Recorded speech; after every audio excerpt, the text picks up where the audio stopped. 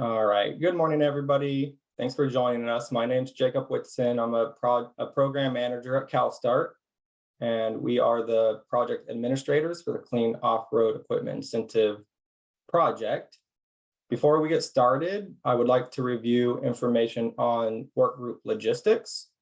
The presentation is not too long, so I'm going to run through the slides and we can answer comments and questions at the end. As a reminder, this meeting is being recorded and we anticipate a copy of the recording and a list of the participants will be made available on the Low Carbon Transportation Investments and Air Quality Improvements Program meetings and workshops webpage in no more than 2 weeks from today. It will also be posted on the californiacorps.org webpage as well. In addition, we will be leveraging Zoom's raise hands features to facilitate comments and questions. If there are Zoom disruptions for any reason, including malicious intent, we will immediately end today's meeting and send out another notice to reschedule. As always, we appreciate your patience if we do run into any technical glitches.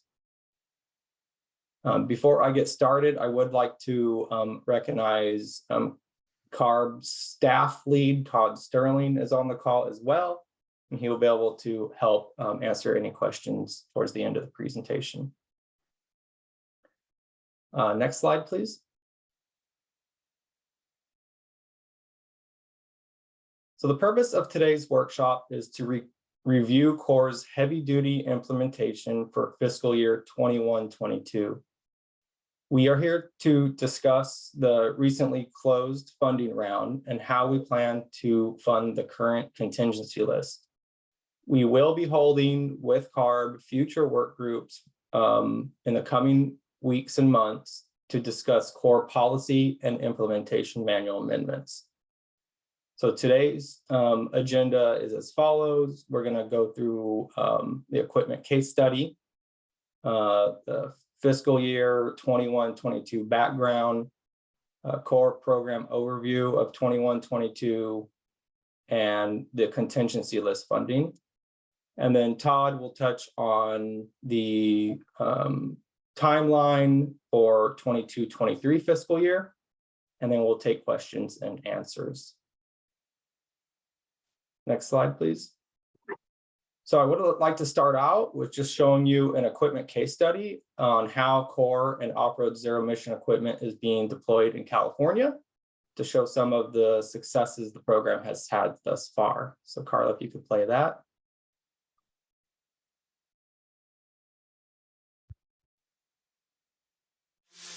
The future is leading up to, EV, electric. I have yet to see any landfill loader that's remote control. The MPS unit is hands down the way to go. We wouldn't even own these machines had it not been for CORE.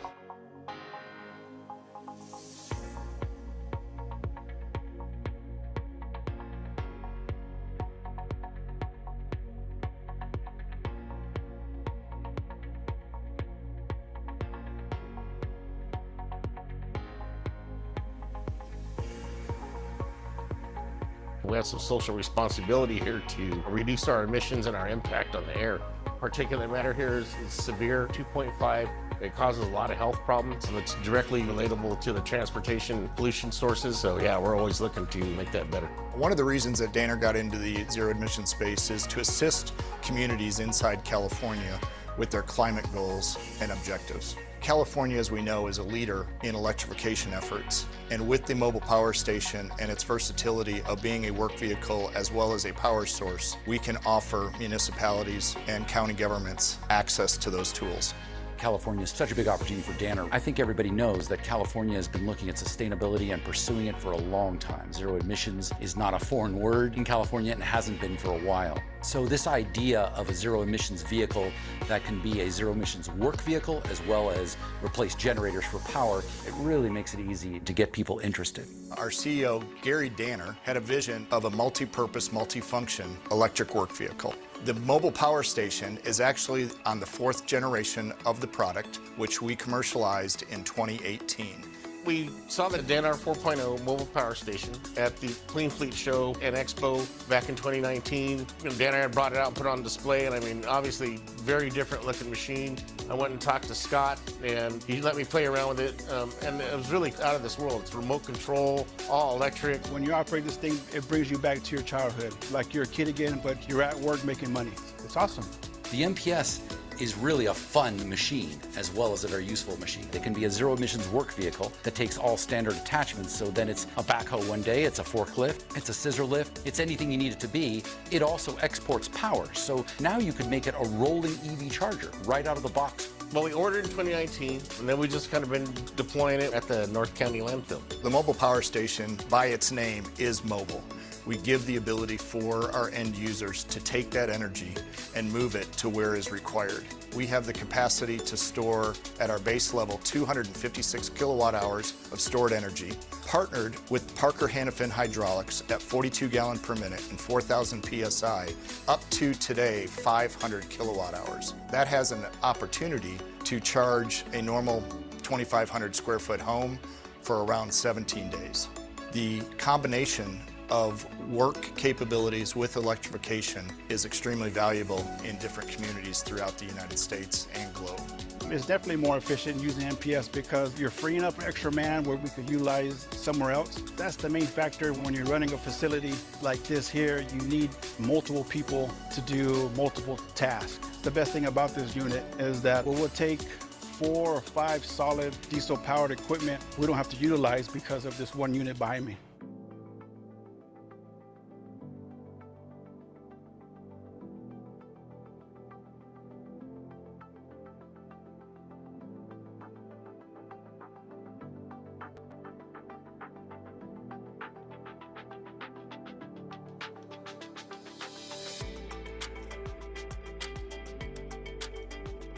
You know, California here, there's laws coming out in June that'll probably be approved that'll kind of move us to convert our entire fleet over to electric. So this is a part of our conversion. The opportunity with the mobile power station is just to move forward. As mandates continue to grow, the need for less emissions is only going to become larger. That's the difference between having this here and diesel powered equipment.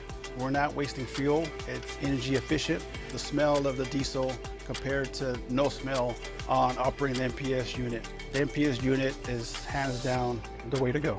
It's been a huge benefit for us, working with CORE and helping guide us and us guiding them to making it more usable and accessible to California. Obviously, a new technology like this, electricity, and an electric vehicle like this is a big investment. Since we're a government entity, the state's expects us to have by 2040 the complete electric fleet, construction equipment and all. So for us, having something like DANR, having grants to pay for it, it's a godsend. And I'll tell you, when I set my replacement schedules for equipment replacement, I surely wasn't planning on paying for a piece of equipment that's going to cost two to four times as much. Using CORE, DANR's been able to really talk to a wider variety of, especially municipalities, who couldn't really approach this level of investment yet without something like the CORE. And what's further more powerful specifically about CORE is the way they structured it. It's such a significant voucher, $400 per kWh. That equals, for our machine, a $100,000 voucher to $200,000. This is no $20,000 voucher, $10,000 voucher. It really moves the needle. We wouldn't even own these machines had it not been for CORE. I would say it's a huge enabler. Get out there, you see other units like the DANR. At some point, these are going to be in great demand. San Joaquin County will hope to see more in the future. It's leading up to, EV, electric. It's really a three-way relationship. It's CORE and DANR, but also the customer as well, all working together.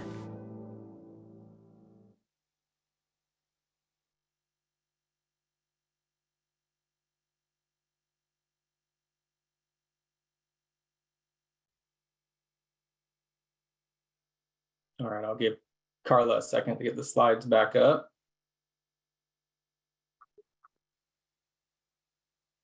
And if you go to the next slide, please. So next, I want to give a little background on CORE's fiscal year 21-22 implementation. So CORE released $125 million on July 18th to 9 equipment categories. And to promote broad application of CORE funding, no one equipment category could receive more than 20% of the total CORE funding within the first 6 months. We did this to ensure that no one equipment Gory received more than $25 million, giving time and access to all the off-road segments of the core project. Voucher request submittals were closed on January 18th, 2023. Next slide, please.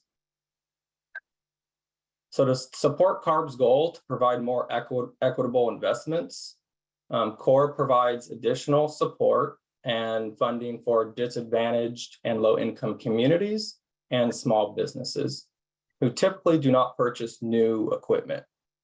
The outcome of this funding cycle shows a significant investment in small businesses and disadvantaged and low-income communities, with 80% of the funding being provided to DACs and LICs.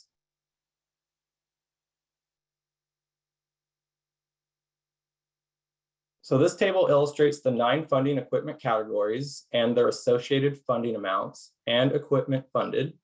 The equipment categories are sorted from largest to smallest in terms of amount funded, with terminal tractors, construction equipment, and transportation refrigeration units reaching their funding caps.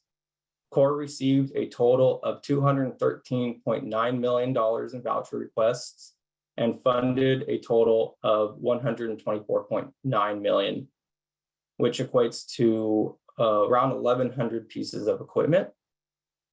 This created a contingency list of $88.1 million. So I'd like to highlight the new equipment categories that were added this last round, where we did receive voucher requests, and some of those being funded with switcher locomotives, commercial hovercraft, construction, and agricultural equipment. So in the coming slides, we will go over the contingency list and the funding. So due to the high demand of voucher requests for the zero emission off-road equipment, CARB staff, in consultation with the project administrator, has determined the need to release additional funding. So CORE will release a total of $80.56 million to fund a portion of our current contingency list. And you can see that $71.88 million is being allocated from fiscal year 22-23. And $8.6 million is being allocated from fiscal year 21-22. Some of these funds are the result of canceled projects from previous solicitations that we are applying to the contingency list. The core project will abide by the process outlined in the fiscal year 21-22 implementation manual to fund the contingency list. And you can see that highlighted here on the screen. Next slide, please.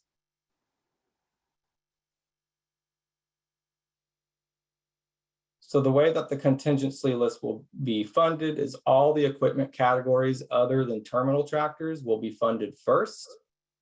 And then voucher prioritization, similarly to how we opened CORE last round, will be implemented for terminal tractors. So for terminal tractors, we will prioritize small businesses and equipment that is located in a disadvantaged or low-income community first. Then we will prioritize small businesses or equipment that is located in a disadvantaged or low-income community. And then thirdly, if there are still funding remaining, we would prioritize all other vouchers. Next slide, please. So this table illustrates the 9 funding equipment categories contingency lists and the amount of funding and equipment requested. The equipment categories are sorted from largest to smallest in terms of amount of funding requested. Like I said earlier, CORE received a total of $88.1 million in voucher requests on the contingency list, which equates to around 750 pieces of equipment. Based on the available funding and contingency list funding prioritization procedures, CORE will fund $80.56 million, totaling approximately 680 pieces of equipment. As you can see in the selected for funding column of the table, the remaining, as you can see in the selected for funding column, so those dollar amounts and associated quantity will be moved to be funded. If remaining voucher requests are not selected for funding, they will be placed on the contingency list. This is going to affect the terminal tractor category.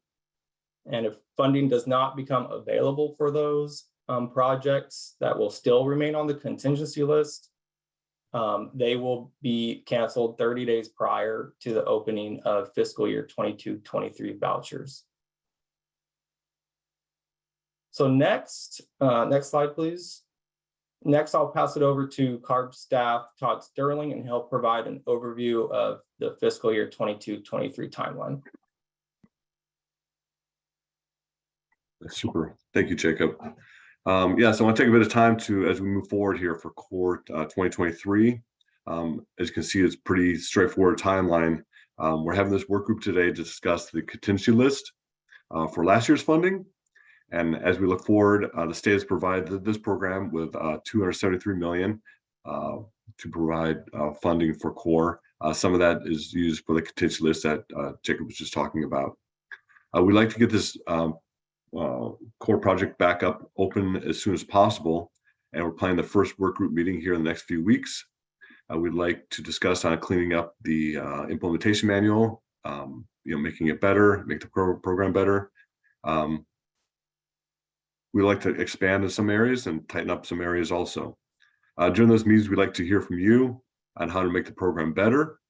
Then, as you can see from the timeline, core will open it up again in the second quarter in 2023. So pretty quickly, love to hear from everybody how we can make this program better and you tighten up the implementation manual to make it as streamlined and as easy to use as possible. That's all the information I have for the upcoming timeline. If you're not, I'm assuming if you're here, you are on the GoDov or the listserv. If not, you send an email to me. We'll have our contact information on the next slide, and I will get you on that listserv so you can be aware of workgroup meetings and updates as they happen.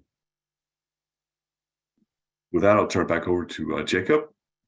Thanks. I think the next slide is just our contact information. Yeah, so again, my name is Jacob Whitson. Here's my email.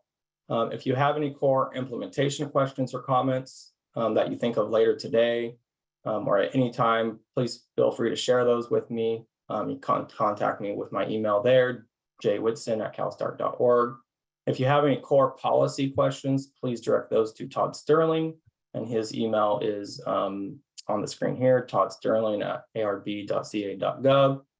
So next, we will open up to comments and questions. We ask that you raise your hand and let us know if you would like to ask a question or make a comment. Nestor will then unmute your line. For those of you participating via phone, you can press number 2 to raise your hand. When you are called upon, please state your name and affiliation. Also, we are unable to allow anonymous meeting participants for security reasons.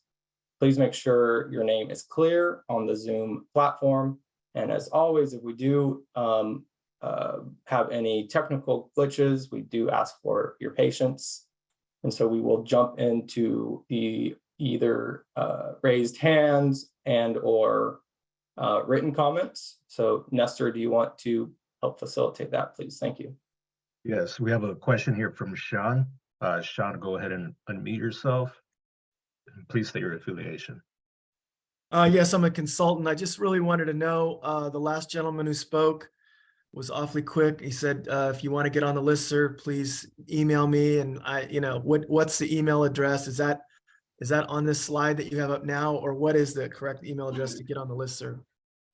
Yeah, so my name is Todd Sterling, and the email address, you can always email me. I'm a public employee. My name is Todd Sterling, so it's todd.sterling@arb.ca.gov. And we just asked to be put on the listserv, that's it? I'll send you an email link on how to sign up for that, yes. All right, thank you. You're welcome.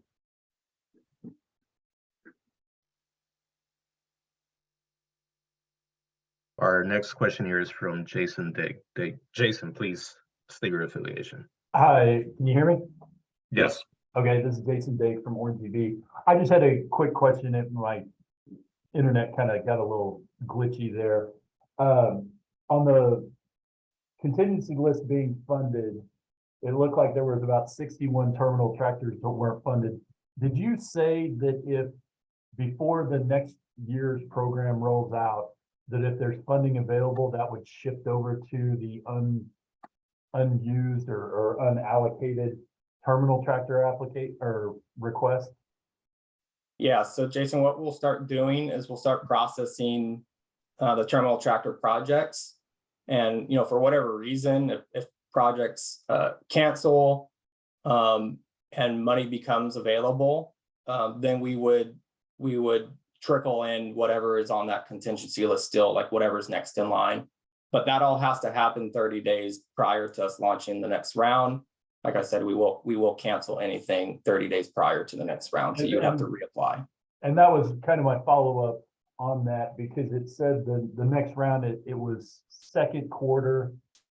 So, I understand you can't give us a date specifically, but that would be sometime probably later in the second quarter, presumably. So we would have to, all that stuff would have to be done probably by April, give or take, to meet that 30-day deadline at the latest.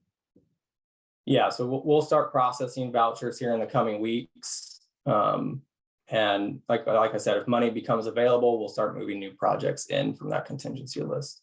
But yeah, you're right. It would be somewhat in that time frame. Okay, based off our goals. That's good. Thank you very much. I appreciate all you guys do. We know it's a lot of work on your part, but I can tell you from Orange EV over here, we think you're doing a great job, and thank you for all your effort. Thanks, Jason. Thank you. Our next question here is from Elizabeth. Elizabeth, please unmute yourself and state your affiliation. My name is Elizabeth Burns. I'm a licensed landscape contractor in the state of California. And I just wanted to say that I really appreciate you guys. I started the process in November of last year, and I had an associate from Site One Landscape help me through the process. And I can say that my voucher has been approved and my equipment will be in my possession by next week. And I'm grateful. Thank you. Love it. Thank you, Elizabeth.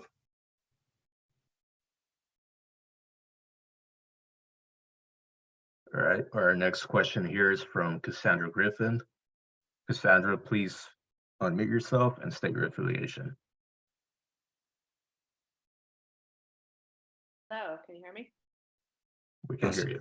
My name is Cassandra Griffin. I'm in Portland, Oregon, working with a nonprofit here called Fourth, and really just trying to understand what's going on in California and not really having a dog in the fight. I heard you say that the contingency list of funding is prioritizing disadvantaged communities and small businesses first, and I wanted to clarify whether the initial voucher approvals also had that prioritization, or if that was just based on application timing or something else. Yeah, so when we had initially launched on July 18th, the program requirements, the IM required us that if any category, equipment category was oversubscribed within the first 5 days, that would trigger us to implement the prioritization. And so for some of the categories like terminal tractors, I believe TRUs, those two categories did oversubscribe within the first 5 days. So we did implement the prioritization for those two categories. Interesting. But otherwise just application timing based? Yes, otherwise it was first come, first serve because there was funding available and those categories did not oversubscribe. Okay. Thank you. That's all. All right, our next question here is from Sharon. Sharon, go ahead, unmute yourself and state your affiliation.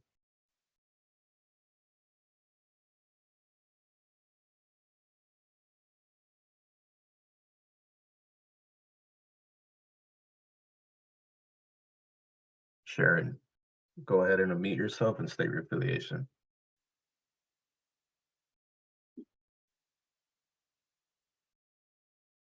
Hello? Can you hear me? Yes. Yes, you're breaking up a little bit though.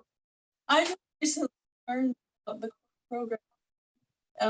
Is it able to, I guess it's allowed to contract, but for small, Sharon, I'm sorry, you're really choppy, so we can't quite make out what you're saying. And maybe try again or type your question in the chat. okay, that'd be Sorry about that.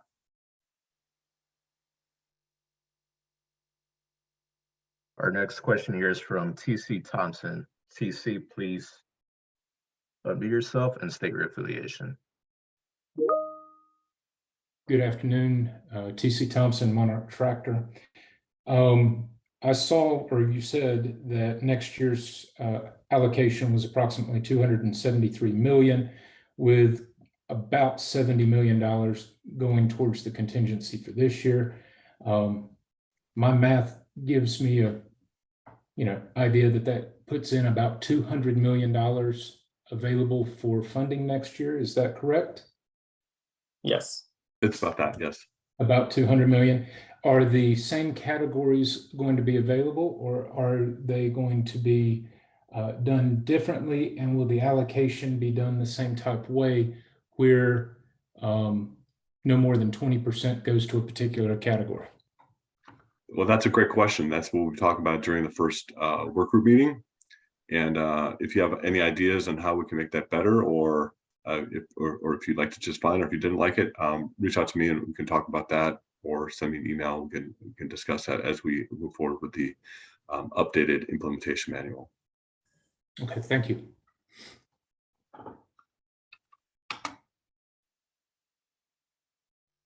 Up next, we have Dave Bolderoff. Dave, go ahead, unmute yourself and state your affiliation. Hi, I'm with Los Angeles County Sanitation Districts. I guess my question was around, or two-part. First was, what's the process and schedule for manufacturers adding equipment to the various categories?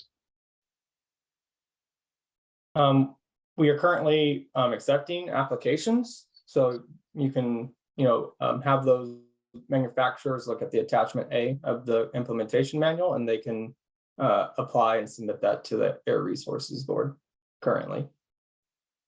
And typically, would that take a month or a couple months to get added to the list? Yeah, it depends on the information that you have and the information that we require. So if you look at that list and the implementation manual, you can kind of see the kind of things we're looking for. Some applications go right through, some take a little bit more time of back and forth and some discussion. So it just depends on the equipment and the manufacturer. Okay, and then I think it was mentioned earlier that the funding was based on about $400 per kilowatt hour. Is that kind of a golden rule, or is there any variances there between the different categories? It depends on the equipment and the cost. If there's usually we look at the difference between, we look at the cost between a diesel power piece of equipment compared to the zero emission piece of equipment that's equivalent. So the strategy is to kind of provide funding to kind of offset that and make it equivalent to diesel powered. Is that correct? Yeah, the cost. Okay. And we can sit down and talk about your equipment. You can either contact me, just send me an email, and we can set up a meeting to discuss your equipment and how that would fit into core. Yeah, I'm in discussions with many manufacturers there, and we're trying to encourage them to, approach you, get on the list. We're expecting a whole slew of manufacturers. There's going to be a big trade show in Las Vegas next month, Con Expo, and a lot of manufacturers will be, taking that opportunity to launch, new pieces of electrified equipment. So we're encouraging them to, to get on these lists and apply for this program, so we can, leverage some of that funding to get these into our fleets sooner than later. Love it. Love to see a slew of new equipment into the program. That'd be awesome. Yeah, because particularly on the construction category, there's only 9 at the moment, and there really should be a lot more to help us, get more machines into service sooner than later. Let's make it happen. Okay, thank you. Our next question here is from Leonard Drucker. Leonard, please go ahead, unmute yourself and state your affiliation. Hi, my name is Leonard Drucker. I'm with PLM Fleet, and I have a question about mainly timeline and dates. I know you said that more is coming out, but I heard that this contingency list is open or closes around June? And then is the next year's fiscal year funding open in July still like it has in the past? Yeah, so we don't know exact dates. So that's what we said. As soon as we know the date that the next round will open, the contingency list will close 30 days before that. So it's kind of a rough timeline. Yes, sometime late spring, early summer. You can look at it like that. I'm not even going to tell you months, but that's kind of the general timeline.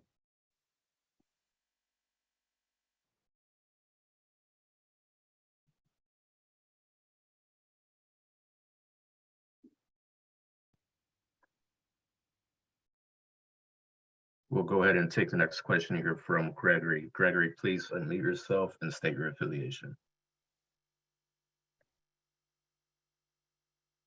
Hi, this is Greg Erner, and I'm a consultant. And we had some conversations a few months ago about the unique nature of Harborcraft compared to some of the other types of equipment that is funded through the core program, particularly that there's 2 power units, and that a lot of the equipment is very, to do Harborcraft is very bespoke. It's very unique to that individual build or that retrofit.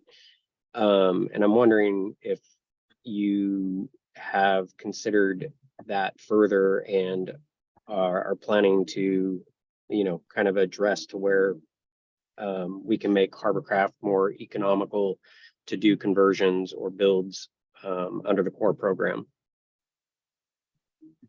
Yeah, I mean, this meeting is not to talk about that. We can set up some more meetings to talk about that in particular, Gregory. But let's do that so we can keep moving forward with how we can make that happen in the core program.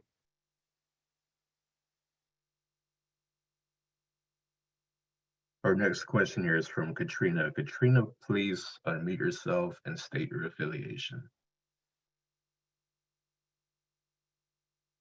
Hi, my name is Omar. I'm actually representing on behalf of Katrina. Just wanted to get some clarification on the timelines that were mentioned. So for the 2021 to 2022 fiscal year, my understanding is that all of the grants have been awarded and whatever's exceeded above 20% of each category has been moved to the contingency list. And from what I'm hearing, it seems that the contingency list will start being awarded until July of this year, correct? And so I'm just wondering, like, for fiscal year 2023, when did the applications open? So like Todd said, we will start funding our current contingency list with the approximately $70 million.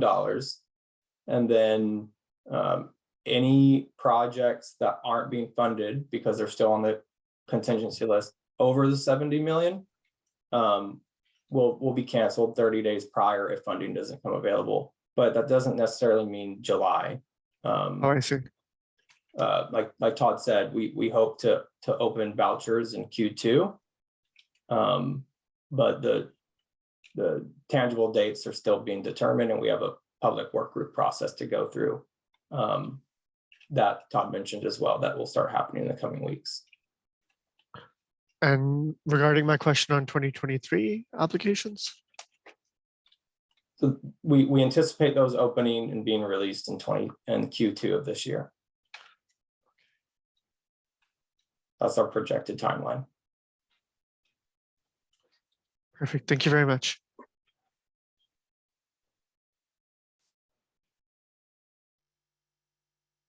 We don't have any other raised hands, so go ahead and ask some questions from the chat. And our first one is from Cassandra Griffin.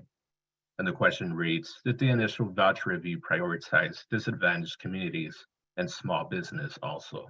Or was it just by timestamp? Yeah, I think we answered that question. Yeah. Yeah. And Katrina, if you have you want more detail on that, send me an email. Love to talk to you about how to get a program up and running up in Oregon like this and kind of help you with the process. Our next question here reads, what percentage of the funding went to government agencies? Mark, we'll have to get you that answer. We don't have it right now. Can you follow up with the email to either Jacob or myself, who can help you out with that? The next question, to confirm if the equipment category has been exhausted, is it too late to apply and be put on the contingency list for that category? Yes, we closed voucher requests on January 18th for last round, so we're not accepting any vouchers at this time. Our next question, if someone applies for a project in a location and decides to move the equipment to a different facility within California, do they forfeit their core funding? The requirements of the IM do have a case-by-case approval process. So if that were to be a request by a purchaser, they would have to put a case-by-case request in for review. Our following question.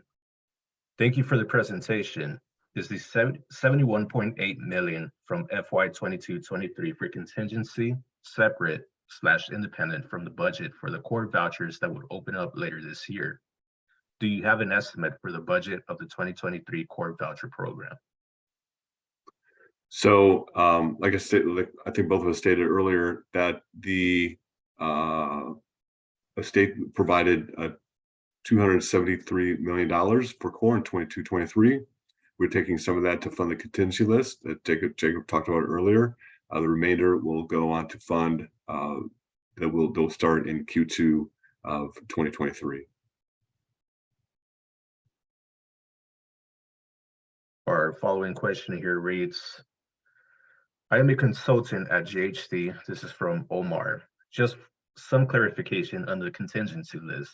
There is no further opportunity to submit proposals for the last fiscal year funding. Correct. We closed voucher requests on January 18th for the current round. Next question. For TRUs, are you saying that anyone on the contingency list will not receive funding? Yeah, so all the, and Carla, maybe you can go back to the contingency slide. But all of the categories other than terminal tractors that have projects on the contingency list will be funded.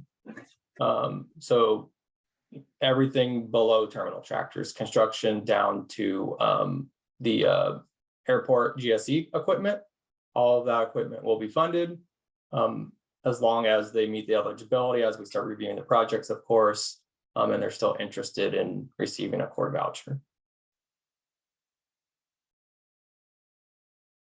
Our next question. Can you please confirm when the contingency funding will be released? We submitted a number of voucher requests for the MPU category in January, and it looked like 80 out of 80 contingency requests will be funding. Is this accurate? And if so, when will the funding be announced? Nestor, can you mention the person's name when you touch on the note? Yes. This is from Natalie Fulditis. Perfect, thank you. So yes, Natalie, for MPUs, there's $8.4 million of requests on the contingency list, and those will all be funded as long as, of course, they meet all the parameters that they need to meet, and we will start funding those soon. CARB and CalSTART is just ironing out some final details to be able to actually start funding, but that will start happening soon. Our following question is from Sharon Karakin. Does this program include small equipment such as mowers and blowers? Core does include landscaping type of equipment. It's separate from our heavy duty categories and separate from the discussion of today's work group.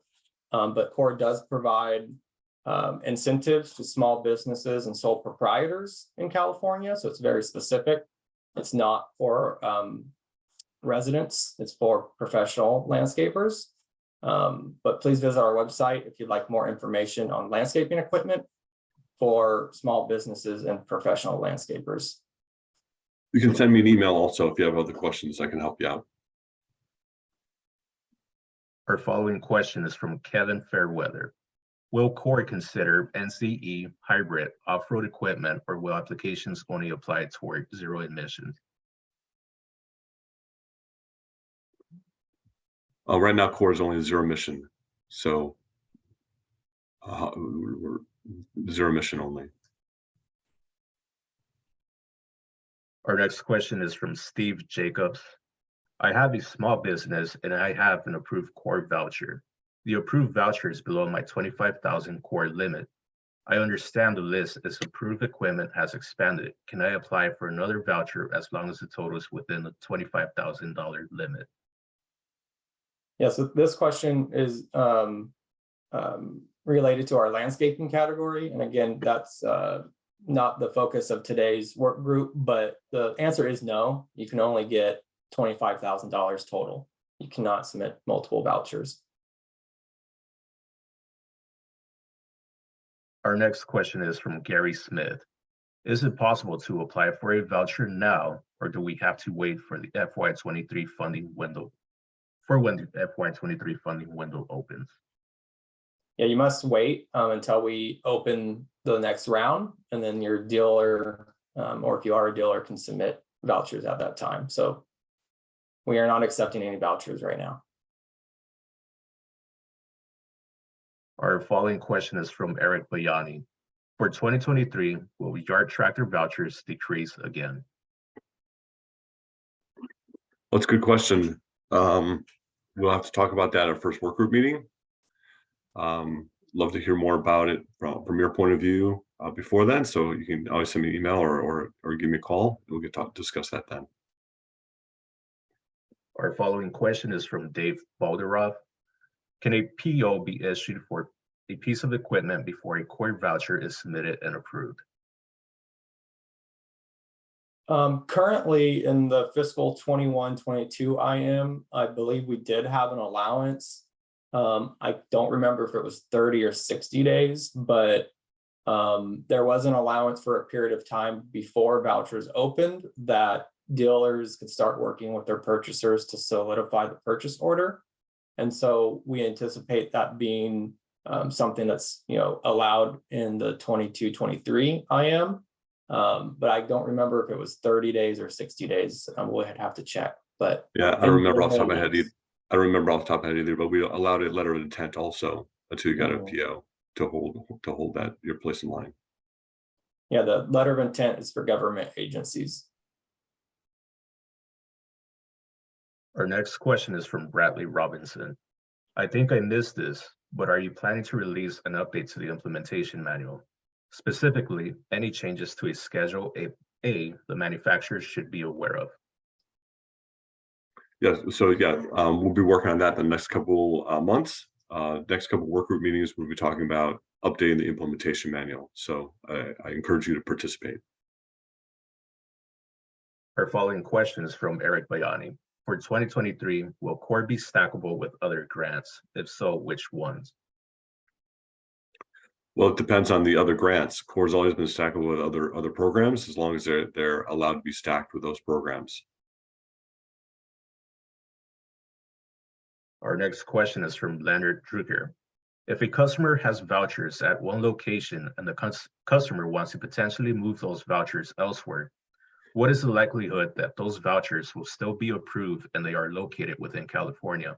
What would this process look like?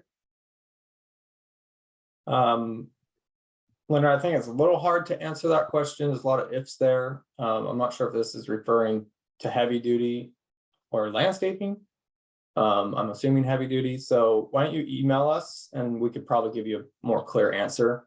But in general, vouchers are not transferable from one dealer to the other.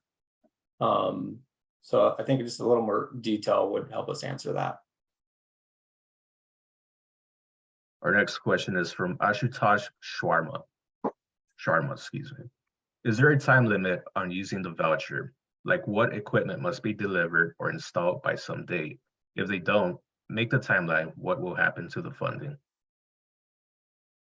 Yeah, so heavy duty vouchers are valid for 12 months from the date that it is approved. and we allow a one-time 8-month extension. That's how it currently stands in the fiscal 21-22 IM. If they were to surpass that 20-month deadline, then the voucher may be canceled. Our next question is from Sean Svensson. I am new to the core program. Where does one find a list of approved equipment for vouchering? We have a list of approved equipment on the California core.org webpage under the catalog. So we can post that in the chat, and feel free to email us. We can make sure you get a copy of the link to that page as well. Our next question is from Oscar Jimenez. With some OEM lead times at 24 months, if a customer falls out of the 20-month total allowed time with the current core voucher approved, can a new voucher be submitted for core FY 22-23?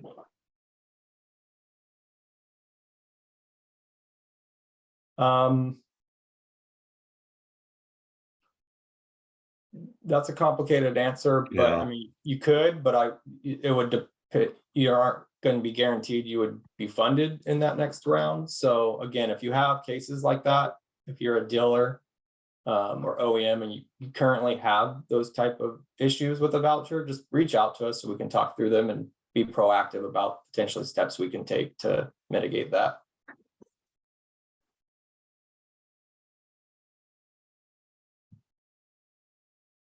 Our following question is from Brandon Mason. Is there a list of projects that have been funded with core vouchers? On the californiacore.org website, we have the funding map, and it outlines the different projects and dollar amounts and associated data of where the projects are in the state on our website.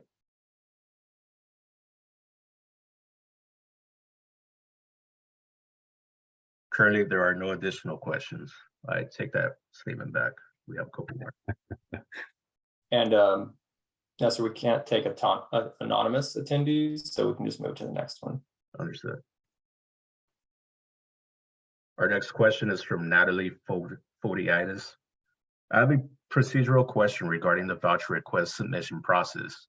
I'm not sure whether this question is relevant for this forum, but if it is, can we submit multiple purchase orders for the same product to be delivered to the same address on a single voucher request? Or should we submit one purchase order per voucher request? For example, we received 10 individual POs for MPU product to be delivered to the same address. Should we submit a single voucher request and upload the 10 POs, or should we submit 10 voucher requests? So the voucher request, how it currently stands, is it's the same equipment. So same model and same location would be considered one voucher request regardless of the quantity. That could be one piece of equipment or 20. That would all be part of one request. Our next question is from Sean Svensson. There are no short power cabling systems listed in the core catalog. If it is our intent to seek funding for one, does this mean we have to go to an equipment dealer and have them apply for approval on the list? Yes. So if you're working with any of those manufacturers, please encourage them to reach out to us and apply to have CARB review their eligibility in the program. Our next question is from Lindsay Iacabo. Was there any funds left over from the categories that weren't exhausted? And if so, how much was it, and what is happening with it? Can you quickly re-explain that? Yeah, so this round of funding, the funding broke down that no one category could receive more than 20% of the total pot, but there was no reserved amount for a category. So all the $125 million that was released was allocated to projects dispersed through the 9 categories. So there is no extra money in a category this time around.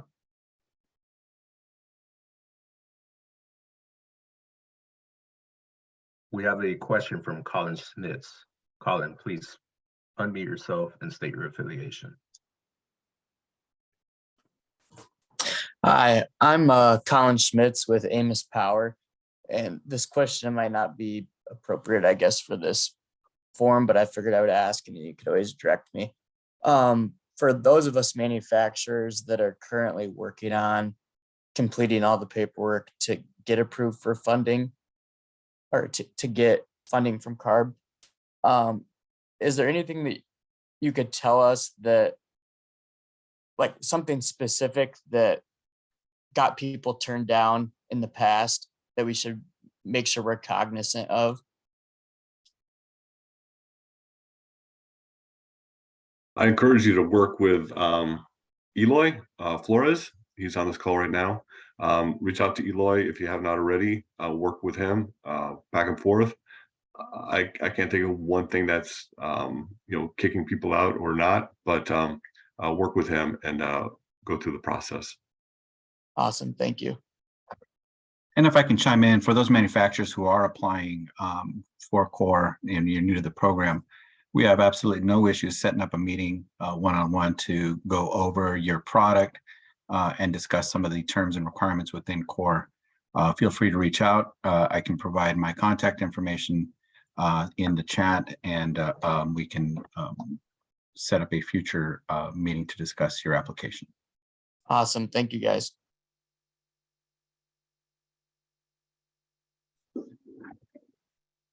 Our next question here is from Jessica Tushik. How long can a piece of equipment stay listed in the catalog?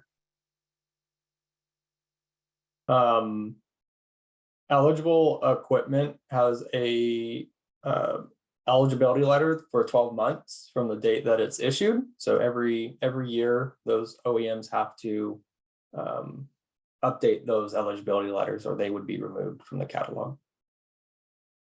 And just to follow up, if you have a piece of equipment on the eligible equipment list and something changes, say battery manufacturer or something changes, then you'd also need to update that at that time also. Our next question here is from Alexander Gray. In terms of lead times of equipment, does a machine have to be landed before voucher funding is released to customer or the purchaser? Or does a machine simply have to be ordered from a dealer or manufacturer? The equipment has to be delivered and operational. So the final redemption paperwork wouldn't be able to be submitted until that takes place, and then we would make payment.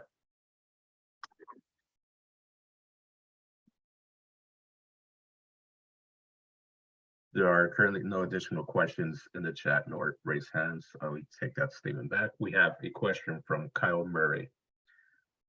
I have some eligible equipment currently on order, but the lead time is another 6 months out. Can I submit a voucher request for this equipment? No, we aren't currently accepting voucher requests. So you'll need to wait for any new purchases, not ones you currently have in the queue, until we open voucher requests. Our vouchers are not retroactive, so anything you're purchasing now would not be eligible.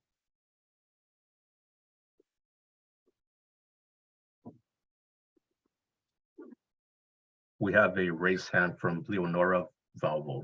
Leonora, please unmute yourself and state your affiliation.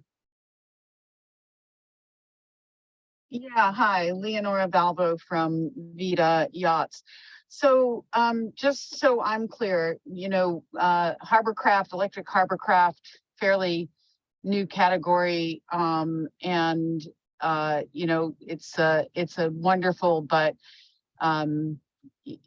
big decision-making category for marine uses to go electric.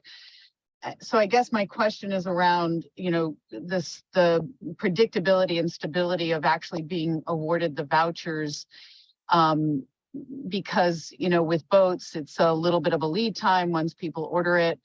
But in most cases for commercial uses of small harbor craft, without the vouchers, those organizations tend to be, small enough that it would be out of their reach, unless they could predictably get the voucher. So how risky is it if a marina or patrol boat or whatever decides to go ahead and order an electric boat, how risky is it, in terms of whether the voucher will be awarded or not?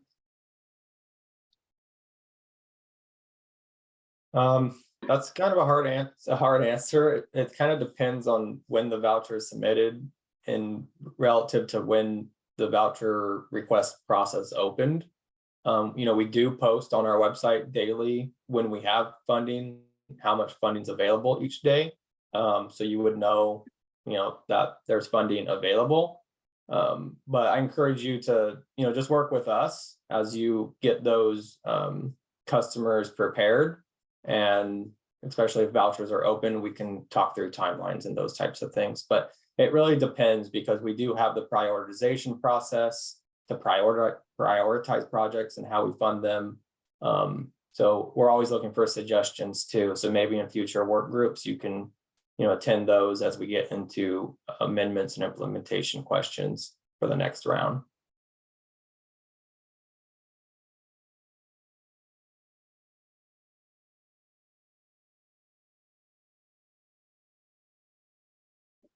We have a raised hand here from Terry Mannies.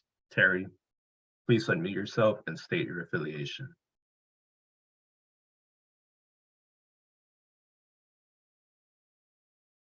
Hello.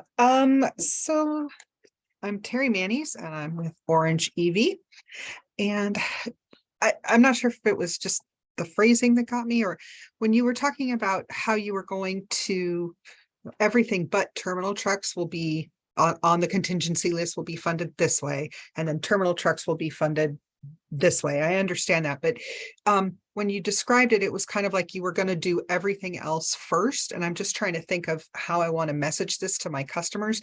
So everything else will be decided on the calendar before terminal trucks. Is that correct? So I should make sure that I tell our customers that stand a chance to be funded, that it's going to be a little while longer for them. Just trying to get some ideas for. Yeah, thanks, Terry. Yeah, what I meant by funded first is just when it comes to allocating the funding, we're going to fund all of the requests in categories other than terminal tractors. I think that totals to around $38 million for all of the other 8 categories. And then we're still funding around $40 million of terminal tractors. So not necessarily like their place in line on like when we actually start working on them, just how we're allocating the funding.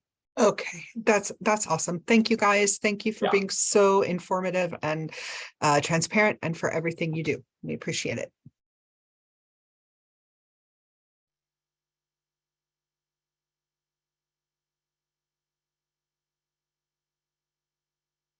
There are currently no questions in the chat, nor any raised hands.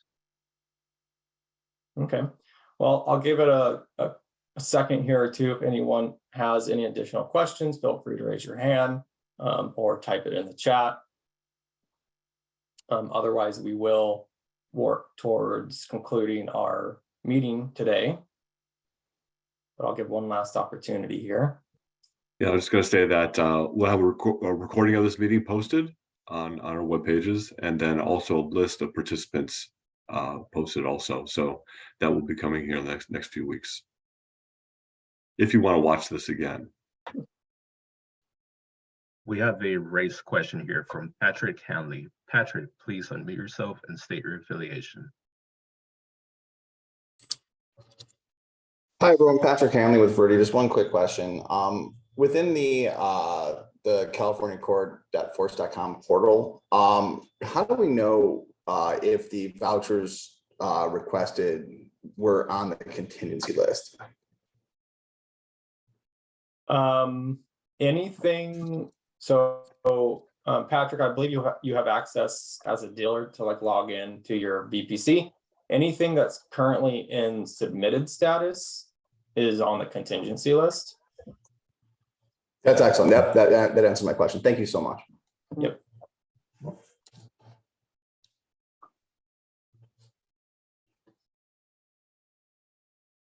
Okay, well, I want to thank everybody for attending and allowing us to present this information to you on the outcomes of fiscal year 21-22's voucher requests.